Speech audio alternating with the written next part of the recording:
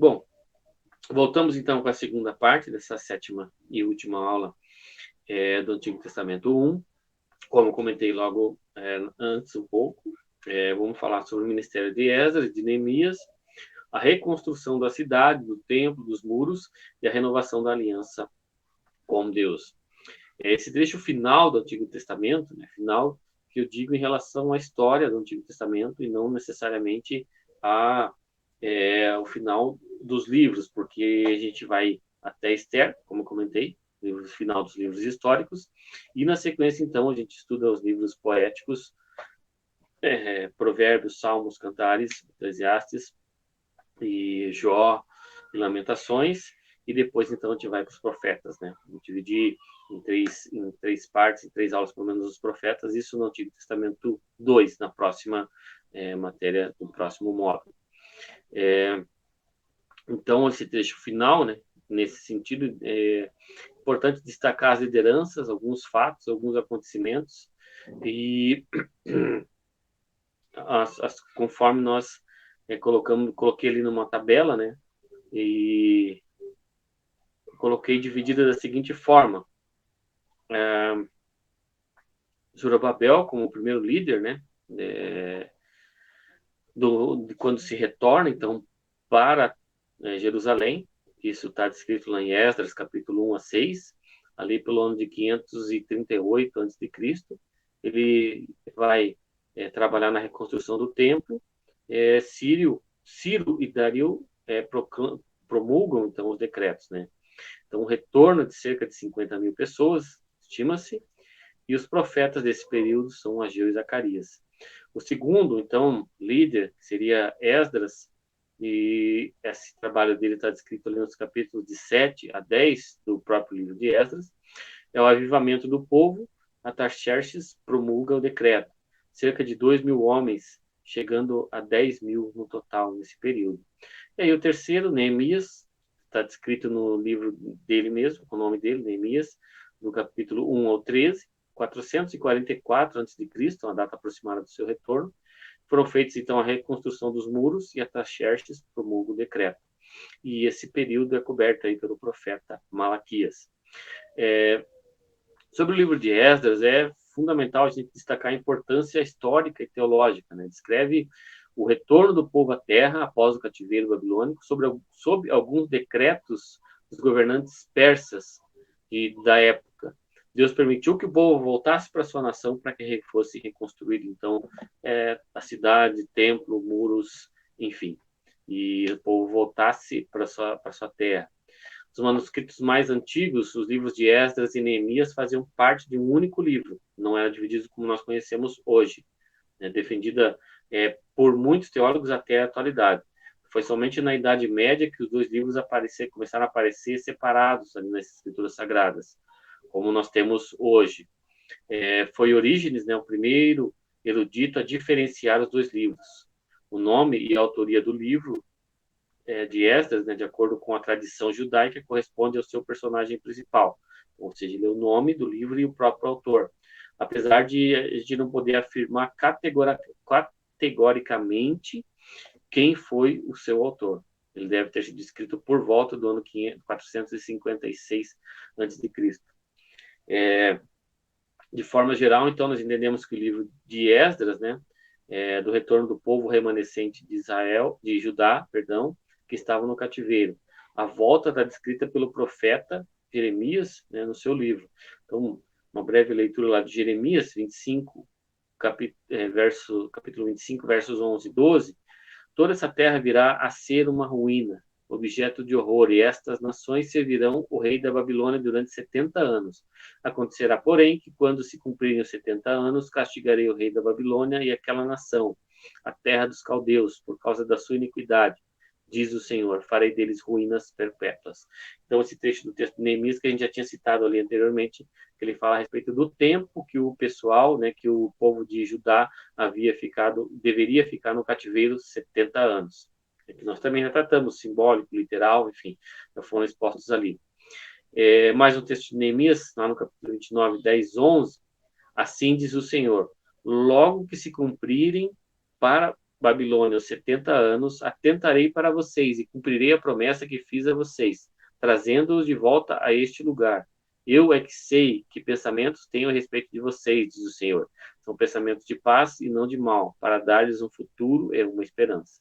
Então, Deus cumprindo aquilo que ele já havia dito através do profeta.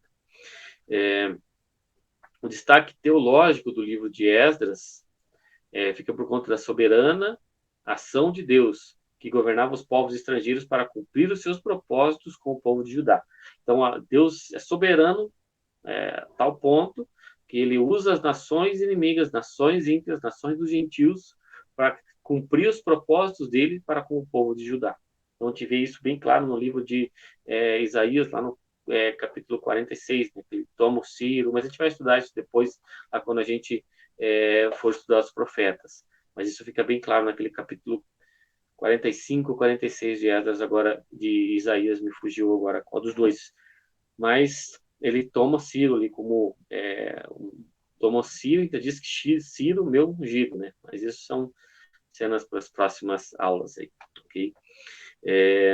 Então, esse livro de Esdras, ele tem dois personagens principais. Eu fiz um comparativo entre os dois, num quadrinho também ali, Zorobabel e Esdras. A respeito de Zorobabel, significado do seu nome é semente da Babilônia, o que pode indicar que ele não foi levado cativo, né? Que ele já veio de lá. Era da linhagem real, 1 Crônicas 3,16, descendente de Davi. Comandou o remanescente de Judá, Esdras 2, 1 e 2. Lançou os fundamentos do novo templo, Esdras 3:8, e finalizou a construção do templo lá em Esdras 6:15 e Zacarias 4:9. Já de Esdras diz que ele nasceu da Babilônia, descendente de Arão, Esdras 7:15. Zorobabel não se tinha certeza que ele nasceu em Babilônia, né? Mas parece ter nascido. Então, por isso que diz ali que indica que ele não foi levado cativo, porque pode ser que tenha, e possivelmente tenha nascido na Babilônia, até pelo tempo, né? 70 anos de cativeiro. Se bem que ele podia ser um bebê, já ser um ancião, mas ao que tudo indica, Zorobabel também nasceu na Babilônia. Esdras também era sacerdote, escriba e perito na lei e nas escrituras, né? Lá em Esdras 7:6. A tradição judaica atribui a ele a fundação da grande sinagoga, que mais tarde se tornaria o Sinédrio, que a gente ouve falar lá na época já de Jesus, já no Novo Testamento. O estabelecimento do cânon hebraico, a atualização das escrituras do hebraico antigo para o hebraico da sua época. A gente sabe que as línguas são vivas, elas vão se modificando, então foi responsabilidade de Esdras fazer essa atualização do hebraico antigo, arcaico, para o hebraico moderno da época dele, não moderno de hoje. Atribuído a ele a compilação dos livros de crônicas, Esdras e Neemias, e a fundação de sinagogas locais. Assim como em alguns outros livros, alguns destaques a respeito da interpretação, né, que ajudam na interpretação do livro de Esdras. O decreto de Ciro, já no início de Esdras, lá em capítulo 1, verso 1 ao 4, não é um testemunho da sua conversão, mas uma manobra política para demonstrar o controle dele sobre as nações subjugadas. Assim como os judeus, outros povos também puderam partir e retornar para sua terra. Isso não foi uma prática dos reis na época, dos reis persas, permitirem que os seus conquistados pela Babilônia, né, que é o império dominante anterior a ele, retornassem para seus povos. Isso então não foi uma coisa que eles fizeram apenas com os judeus, mas os outros povos conquistados também assim puderam partir e retornar para suas terras, né? Essa política foi bem positiva para o Império da Pérsia, né, para esse rei, que ficou sendo visto como um libertador e não como um conquistador pelo povo, né? Então isso ficou bem claro ali a forma de conduzir, a diferença da forma de conduzir. E, bom, apesar do fim do cativeiro babilônico, né, em função da conquista desse povo babilônico pelos persas, isso não significava que necessariamente que Judá se tornou um povo independente. Então, os reis da Pérsia tinham interesses em Jerusalém, os líderes de Judá sabiam disso, né? E ainda que eles fossem homens interessados no bem-estar do povo, eles não deixavam de ser funcionários da Pérsia. Os líderes de Judá continuavam prestando contas ao Império Persa, ao imperador, ao rei, certo? Então foram libertos, mas, né, só que não, entre aspas, né, não tinha uma liberdade plena. continuavam sob os domínios persas. Zorobabel, como a gente tinha visto anteriormente, ele foi o líder do primeiro grupo que retornou para Judá, em Esdras.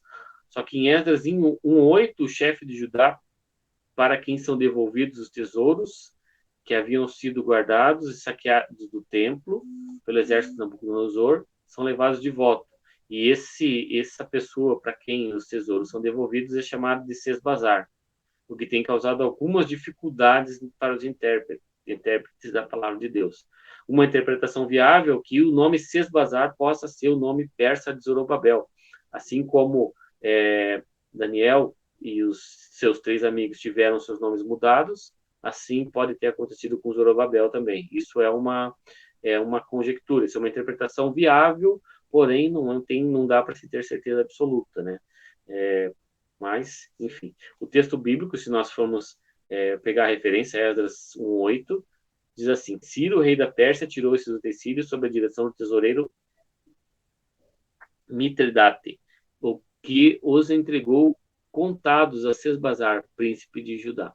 Então, pode ser isso, né? Então, é uma coisa que nós não temos certeza, mas que pode ter acontecido, né? O que apoia essa interpretação é que Sesbazar é um nome que está ligado ao deus Sol na Babilônia. Então, pode ser que tenha acontecido dessa forma. Mais uma questão ainda aqui sobre o livro de Esdras. O texto que vai de Esdras 4:8 até 6:18 está escrito em aramaico no original, e não em hebraico. Tá? Também o texto de Esdras 7:12, de 12 a 26, que é a carta de Artaxerxes para Esdras, no original também encontra-se escrita em aramaico. Okay? Então são esses 2 trechos aí do livro de Esdras que não estão em hebraico, mas no aramaico. Os profetas Ageu e Zacarias foram incentivadores, né, da reconstrução do templo. Em Esdras 6:14 isso está bem descrito, e nós lemos também nos profetas. E o mês de Adar, mencionado em Esdras 6:15, equivale aproximadamente a fevereiro e março. Né? O texto informa que eles terminaram a construção do templo no terceiro dia do mês de Adar, no 6º ano do reinado de Dario. Então, em fevereiro, que eles terminaram a construção do templo. É importante também te lembrar que entre os capítulos 6 e 7, de Esdras, há um espaço de aproximadamente 60 anos. Então, tem esse ato ali, esse intervalo entre esses 2 capítulos. E também Esdras só aparece nos relatos dessa segunda parte do livro, enquanto Zorobabel é um personagem principal da primeira parte. Se nós formos ver conforme aquela tabelinha, né, que foi montada ali, então é um período bem grande, desde que Zorobabel vai até retorna com o povo para Jerusalém até a chegada de Esdras, cerca de 80 anos. Então, é uma distância que a gente pula de um capítulo para o outro e tem a impressão que é imediato, mas não, uma distância muito grande. Então, é até possível, né, nem sei se dá para afirmar isso, mas com essa distância de 80 anos ali entre um e outro, não sei nem se é possível que Esdras e eles foram contemporâneos, mas que eles tenham convivido muito tempo pela distância que nós temos ali. Tá, então essa questão da distância, né, do tempo, que Esdras aparece na segunda parte e Zorobabel apenas ao contrário, Esdras aparece na segunda parte, Zorobabel na primeira. Na sequência, então, nós vamos ter mais algumas situações a respeito do livro de Neemias, que a gente já viu que antigamente era todo um livro, né? Esdras e Neemias era um livro só, era apenas um livro, e depois, então, foram divididos ali no período da Idade Média, ali bem depois desse tempo. Só que existem alguns pontos dentro deles que são difíceis de serem conciliados. Então, já dá para a gente entender, assim como Orígenes naquela época, de que são livros diferentes, livros separados mesmo. Né? A relação que eles colocam ali das pessoas que retornaram da Babilônia para Judá é bastante longa, e aparece, se fosse um livro só, apareceria 2 vezes na mesma obra. Então, isso parece estranho, né? A gente tem algumas listas em que existem divergências quanto ao número de pessoas e descendentes de famílias.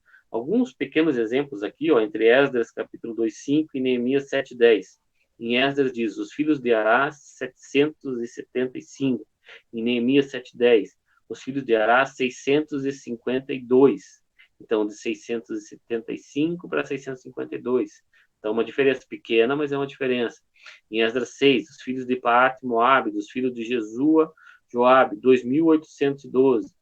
Em Neemias 7:11, os filhos de Paate, Moabe, dos filhos de Jesua e de Joabe, 2.818. Então, diferença pequena de 6 pessoas, mas é uma diferença. E ainda a última, em Esdras 2:8, os filhos de Zatu, 945. E Neemias 7:13, os filhos de Zatu, 845. Aí foi um pouquinho mais, foi uma diferença de 100 pessoas. Então, são algumas diferenças que parecem nos dar assim, a impressão de que realmente era para ser 2 livros separados, ou é melhor separar dessa forma, ainda que anteriormente fossem juntos. Neemias foi para Jerusalém voluntariamente para assumir o cargo de governador de uma província já falida, né? E apesar das dificuldades enfrentadas, Neemias levou apenas 52 dias para reconstruir o muro. É impressionante, né? Que depois de ficarem destruídos por 138 anos, somando o período do cativeiro e mais o período que eles ali estavam, em 52 dias eles foram construídos. Então é coisa que é impressionante, né? Eles ficaram, demoraram, depois da volta, começaram a retornar cerca de 80 anos e ainda não haviam reconstruído o muro. É incrível que essa construção durou apenas 52 dias. E ainda assim eles não fizeram no período que eles estavam lá. Alguns destaques que ajudam na interpretação de Neemias. O início informa a data dos acontecimentos, né? Isso é bem interessante, né? Pela palavra de Neemias, filho de Acalias, no mês de Quisleu, no 20º ano, quando eu estava na cidadela de Suzã, em Neemias 1:1. A gente pode acreditar que essa data deve ser em meados ali de novembro, dezembro de 446 a.C., né? E o 20º ano citado aí deve ser o ano do rei Artaxerxes, que era o rei do período que Neemias, então, ali estava. Anani, que é o portador, então, das notícias, né, de Jerusalém, a palavra diz, veio Anani, né, no verso 2 desse capítulo 1, veio Anani, um dos meus irmãos, com alguns homens de Judá. Então, lhes perguntei a respeito dos judeus que escaparam e que sobreviveram ao exílio e a respeito de Jerusalém. Então, essa palavra usada ali para irmão é uma palavra hebraica a, transliterado, seria uma apóstrofe IH. Então, pode ser irmão ou pode ser parente, né? Pode ter essas duas traduções. Aí, com relação à oração de Neemias, Neemias termina a sua primeira oração, que aparece no livro, dando uma informação a seu respeito. Nesse tempo, era copeiro do rei. Neemias 11b, segunda parte. Então, a palavra hebraica, mashkesh, foi também usado na história de José, lá em Gênesis 42. O faraó indignou-se contra os seus dois oficiais, o copeiro-chefe e o padeiro-chefe. Então, o copeiro, nesse contexto, é um alto oficial do palácio, que tinha como atribuição principal provar e escolher o vinho do rei. E, inclusive, aquela história que a gente vê em filmes, às vezes, que tinha alguém que provar a comida, provar a bebida, para ver se não estava envenenado. Essa era a função, então, de Neemias, né? O encargo dele era provar o vinho do rei para ver se não estava envenenado. Escolher também o vinho do rei. Então, era um cargo, uma profissão de extrema confiança, né? Porque por ali podia passar alguma coisa que fosse fazer mal e que fosse até matar o rei. Então, era um cargo de extrema confiança e dá para entender que ele tinha bastante influência e proximidade com o rei. Embora Neemias, né, ele tenha ficado bastante abatido com a notícia que ele recebeu a respeito de Jerusalém, ele não pediu para o rei para retornar imediatamente à terra dele. Ele passou por um longo período de jejum e oração, cerca de 5 meses, né, no mês de Nissan, que é abril, maio, no mesmo 20º ano do rei Artaxerxes.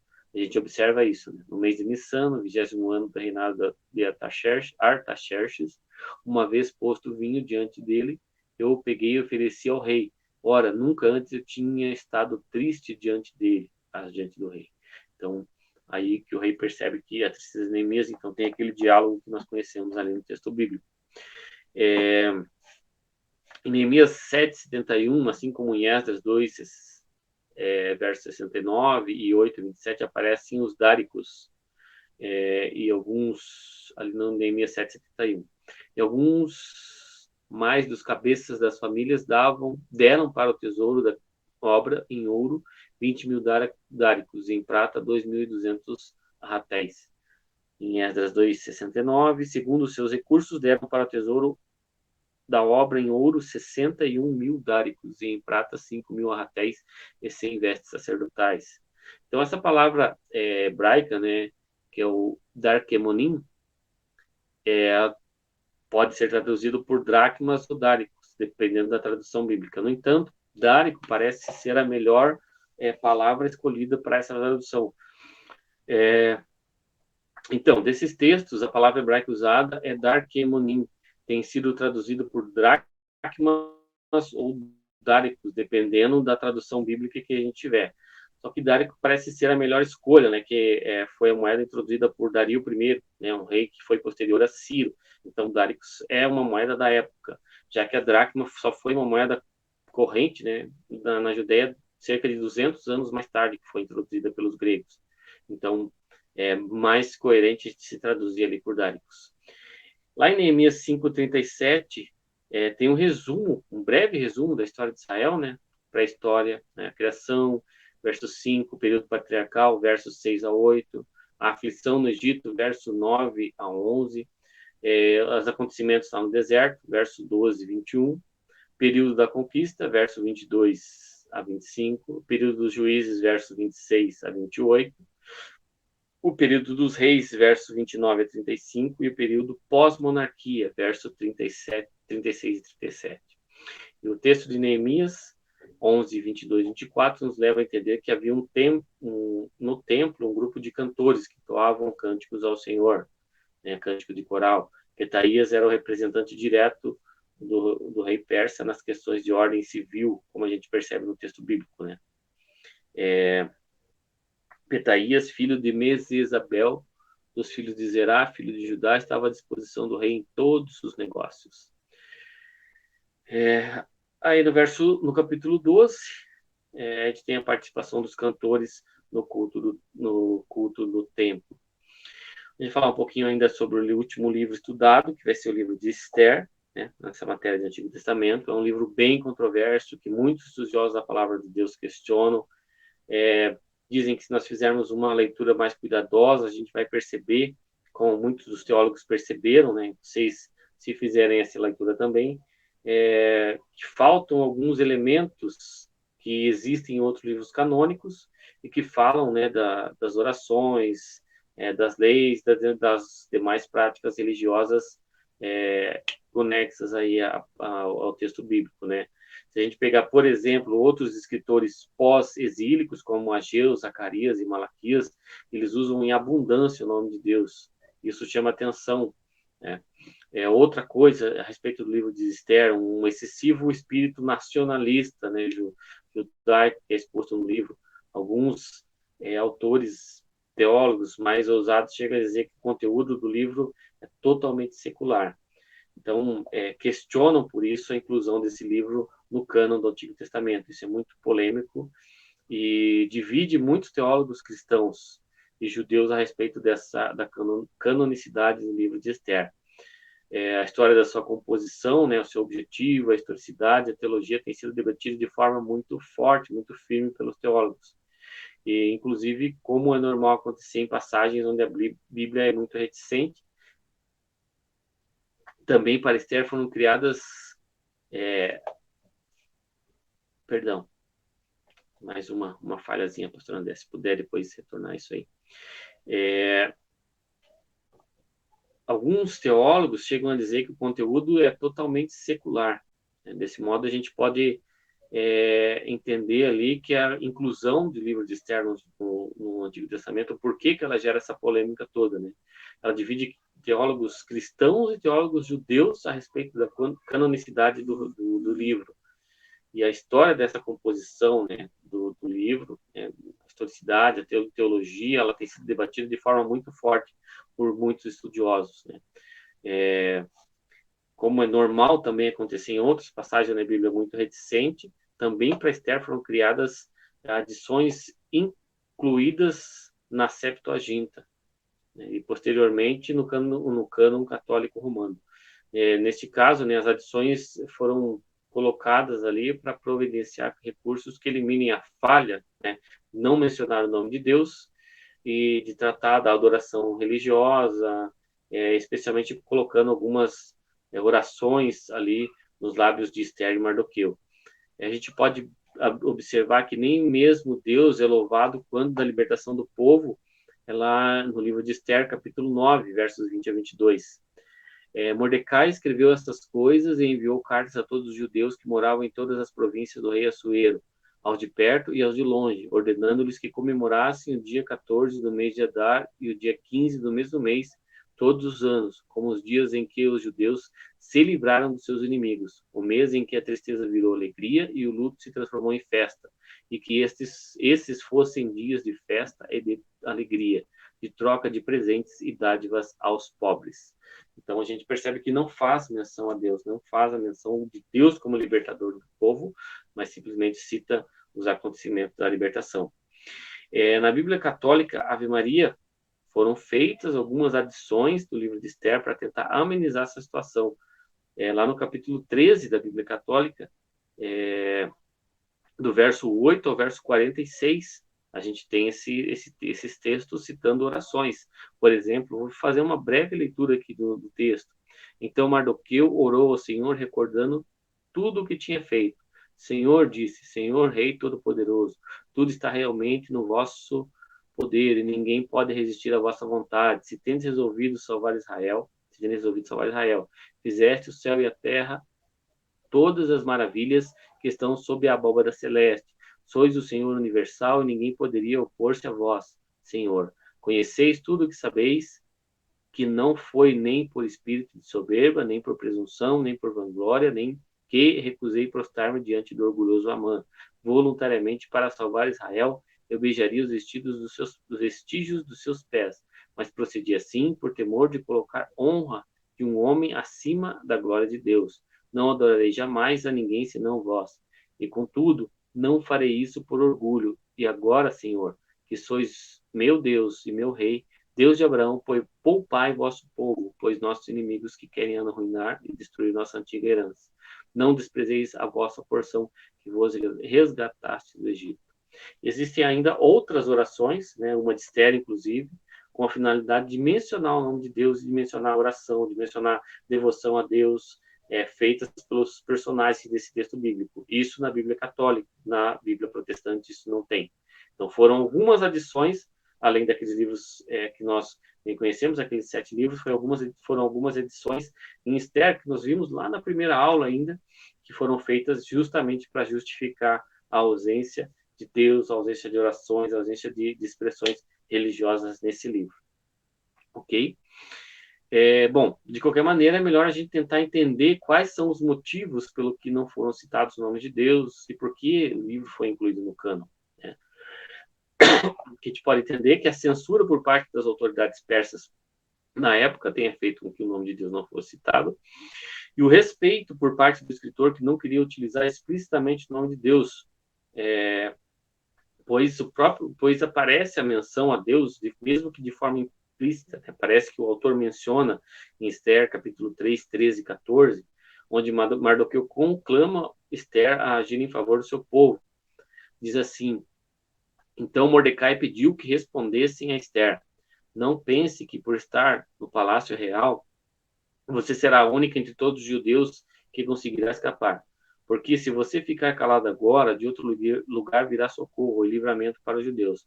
Mas você e a casa do seu pai perecerão. Mas sabe que não foi para uma conjuntura como essa que você foi elevada à condição de rainha. Então, é como se ali não tivesse o nome de Deus, mas Mordecai, colocando para que Esther, então, pensasse em tudo que ela poderia fazer ali para libertar o seu povo e não colocando o nome de Deus, mas pedindo para que Esther agisse em favor do seu povo. O nome do livro é derivado de sua heroína principal, e seu autor é considerado anônimo. Mas existem algumas especulações, como Mardoqueu, Esdras, Joaquim, filho do sacerdote Josué. Sobre a data da escrita, né, acredita-se que provavelmente seja entre a metade do quinto século e o começo do quarto século antes de Cristo, em função das evidências linguísticas, também pela demonstração de como era a vida em Suzã na época do rei Assuero. Existem algumas possibilidades levantadas por alguns estudiosos a respeito do propósito do livro, né? Que o objetivo pode ser narrar a festa do Purim, a origem da festa do Purim, né? E o nome da celebração deriva da palavra acádia puro, que é sorte, e refere-se às sortes lançadas por Amã. Uma outra possibilidade do propósito do livro, né, segundo o pastor Gusso, a demonstração do cuidado de Deus para com seu povo e para explicar as origens da festa do Purim. E daí temos mais uma terceira possibilidade, né, dita pelo Champlin. Embora o nome de Deus não seja ali mencionado, o livro evidentemente tem o intuito de dar uma vívida demonstração de como a providência de Deus opera entre os homens, podendo reverter qualquer situação difícil. Outra sim, a narrativa tem a finalidade de explicar como veio a ser instituída a festa do Purim. Então, uma dessas possibilidades do propósito do livro. Destaques da interpretação do livro de Esther, o rei Assuero, Xerxes em grego, que aparece no Esther capítulo 1, verso 1, é o mesmo mencionado lá em Esdras capítulo 4, verso 6, que ele reinou entre 486 e 495 a.C., e o texto fala em 127 províncias, provavelmente para destacar o poderio desse rei, né? Não mencionou as divisões básicas da época, as chamadas de satrapias, ou satrápias, que consistiam em no máximo 31 províncias. Então, existe a possibilidade de ter convidado todos os príncipes, não somente os sátrapas, para fazer esse jantar ali, para comemorar ali, quando ele fez o banquete ali com os nobres e com os oficiais, lá no capítulo 1 de Esther. Em Esther 1, capítulo 1, verso 10, são mencionados os 7 oficiais que serviam ao rei, Meumã, Bitsa, Arbona, Bigtan, Agita, Zetar e Carcas. Pediu que eles trouxessem a presença do rei e a rainha Vasti usando a coroa real para mostrar sua beleza aos súditos e aos nobres, pois ela era muito bonita.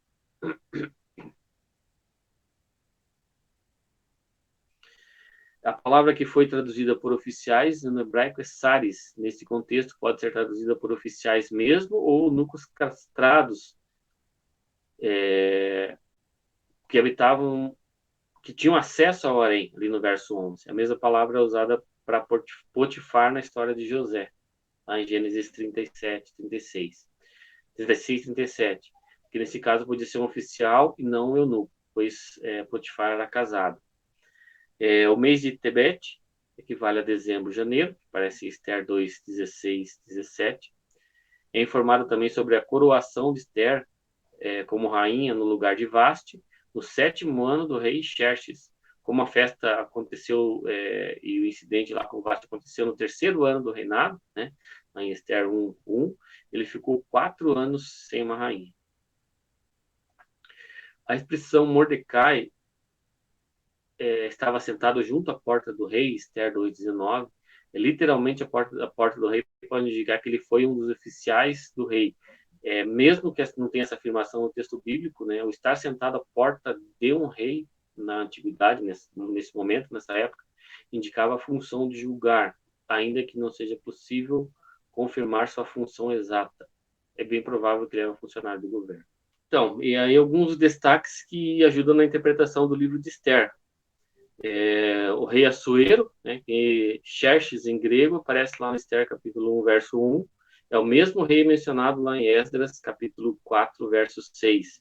Esse rei reinou entre 486 e 495 antes de Cristo, e o texto também fala em 127 províncias. E pode ser que provavelmente para destacar o grande poderio desse rei, desse monarca. Ele não mencionou as divisões básicas chamadas de satrapias, ou satrápias, que consistiam em no máximo 31 províncias. E existe a possibilidade dele ter convocado todos os príncipes e não somente os sátrapas. No texto bíblico fala, né, do terceiro ano do seu reinado, deu um banquete, todos os nobres e os seus oficiais estavam presentes, os líderes militares da Pérsia e da Média, os príncipes e os nobres das províncias. Então, possivelmente, foram todos esses oficiais convidados juntamente com os príncipes. Em Esther, capítulo 1, verso 10, são mencionados, então, 7 oficiais que serviam ao rei, né? Os 7 oficiais que serviam ao rei Xerxes, né? Daí diz que ele estava alegre por causa do vinho, ordenou então que os 7 oficiais, lá no verso 10, que o serviam, Meucã, Bitsa, Arbona, Bictar, Abagtá, Zetar e Carcas, trouxesse a sua presença a rainha Vaste, usando a coroa real para mostrar beleza aos súditos e aos nobres, pois ela era muito bonita. A palavra que foi traduzida por oficiais no hebraico é saris. Nesse contexto pode ser traduzida por oficiais ou mesmo traduzida por eunucos. É a mesma palavra que foi usada para Potifar, lá em Gênesis 36, 37, quando José ficou servo dele. Lá, bem provável que fosse oficial e não eunuco, porque ele era um homem casado. É informado também sobre a coroação de Esther como rainha no lugar de Vaste. No 7º ano do rei Xerxes, como a festa aconteceu no 3º ano do seu reinado, né, tá lá no capítulo 1, verso 1 de Esther, ele ficou 4 anos sem uma rainha até que Esther fosse conduzida como rainha. Então, passou-se bastante tempo, né, apesar de uma leitura bíblica a gente não perceber muito isso. A expressão, quando diz que Mordecai estava junto à porta do rei, literalmente dito junto à porta, né, a porta do rei, pode indicar que ele foi um dos oficiais do rei, porque essa afirmação, quando diz que estar sentado junto à porta do rei na antiguidade, ela indica uma função de julgar, ainda que não seja possível confirmar exatamente essa função, é bem provável que ele era um funcionário do governo, funcionário do rei.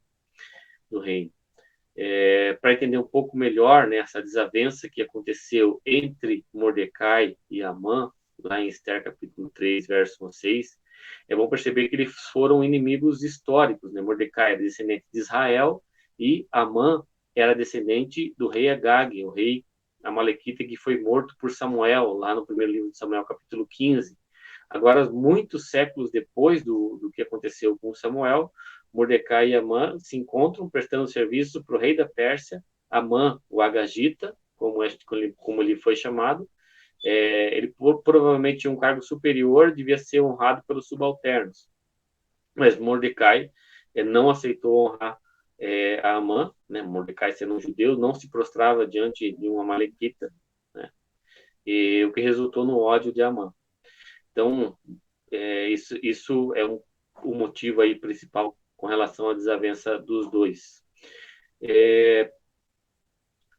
Mais ainda um tópico a respeito do livro de Esther, para aqueles que não identificam nada de religioso no livro de Esther, pode-se observar o texto de Esther 4,16. Vai, reúna todos os judeus que estiverem em Suzã e jejuem por mim. Não comam nem bebam nada durante 3 dias, nem de noite, nem de dia. Eu e as minhas servas também jejuaremos. Depois irei falar com o rei, ainda que seja contra a lei. Se eu tiver de morrer, morrerei. Então, não tem dúvida de que o jejuar, o fato de jejuar, era um ato religioso no Antigo Testamento. Era acompanhado de orações. Então, ao que parece, Esther e as suas criadas jejuaram e, bem provavelmente, suplicando uma intervenção divina na dificuldade que elas se encontravam com relação ali à perseguição ao povo. Mas o tópico, a forca preparada por Amã para Mardoqueu, né, ou Mordecai, tinha 50 côvados ou 22 metros de altura, como diz nas traduções já mais modernas. E ao que parece, ele desejava levantar um monumento que fosse visto por todo o povo e de muito longe. E para finalizar, aqui o livro de Esther, a festa do Purim é um dos destaques desse livro, né? A tal ponto que alguns concluem que este seja o motivo principal para a escrita desse livro. Para que se entenda a razão dessa suspeita, né, é bom lembrar que o significado da palavra purim, uma palavra no plural, como já dito em outra oportunidade, o in, ele significa o plural no hebraico, e pur significa sorte. Como é possível verificar lá em Esther 3:10, Amã havia lançado sortes para escolher o dia em que destruiria o povo judeu. Como a sorte foi mudada, na Esther 9:22, naquela data os judeus, além de não serem destruídos, acabaram destruindo seus inimigos, instituiu-se então a festa comemorativa naquela data que acabou sendo chamada de Purim, ou seja, sortes, né? Indicando que as sortes foram mudadas. Ok? Então assim nós finalizamos o Antigo Testamento 1. Então, um abraço a todos, que Deus abençoe, espero que tenha sido produtiva para vocês todos essa aula e a gente se coloca também à disposição para qualquer esclarecimento, ok? Um abraço a todos, que Deus abençoe.